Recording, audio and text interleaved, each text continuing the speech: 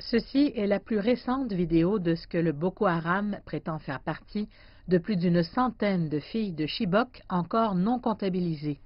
On en voit 14, dont 4 qui sont probablement nées de leurs ravisseurs. Les jeunes filles sont toutes voilées, ce qui permet difficilement de les identifier.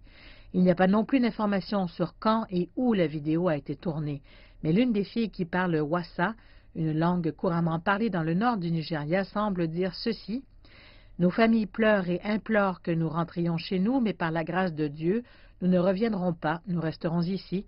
Je suis désolée pour les autres filles qui ont été ramenées au Nigeria, parce qu'elles ont été amenées ici pour adorer notre Créateur, et je vous assure que vous le regretterez le jour du jugement. » Ce n'est pas la première fois que le Boko Haram fait témoigner des filles qui prétendent être des filles de Chibok, affirmant refuser de rentrer chez elles. Dans une vidéo filmée peu après la libération de 82 des filles de Chibok, lors d'une transaction d'échange de prisonniers, 4 d'entre elles semblent aussi rejeter les efforts de libération. On ne sait pas si les déclarations ont été faites sous la contrainte du Boko Haram. Le groupe djihadiste a aussi diffusé une déclaration dans laquelle certains de ses commandants rejettent toute autre négociation pour la libération des filles restantes. Des analyses affirment que certaines des otages du groupe des 82 avaient refusé d'être libérées en raison de leur radicalisation. Alors pourquoi Boko Haram sort-il à nouveau cette vidéo où des filles disent exactement la même chose?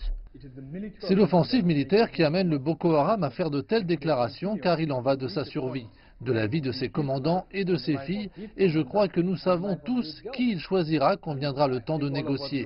Vous ne devriez pas négocier lorsque vous êtes faible, mais plutôt lorsque vous occupez une position de force, et présentement il se sent fort. Il sent qu'il a un avantage parce qu'il détient ses filles. Jusqu'à présent, plus de 100 des 276 filles enlevées ont recouvré leur liberté, la dernière d'entre elles découverte tout juste la semaine dernière. Le gouvernement a insisté sur le fait que de nouvelles négociations étaient en cours pour libérer les filles restantes.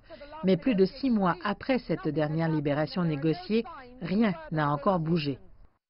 Et c'est une préoccupation sérieuse pour ce groupe de militants qui, tous les jours depuis 4 ans, s'assoit ici pour demander au gouvernement de libérer toutes les filles. Même si cette vidéo est à vérifier, nous n'accepterions toujours pas que 112 jeunes filles qui allaient à l'école, qui n'étaient pas données en mariage, deviennent soudainement épouses ou esclaves de quelqu'un. Pas tant qu'elles auront un gouvernement, pas tant qu'elles auront un pays.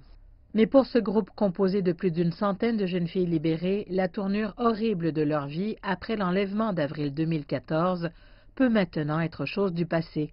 Elles ont suivi avec succès une thérapie de réhabilitation et un dîner d'adieu organisé l'année dernière les a envoyées reconstruire leur vie dans l'une des meilleures universités du Nigeria.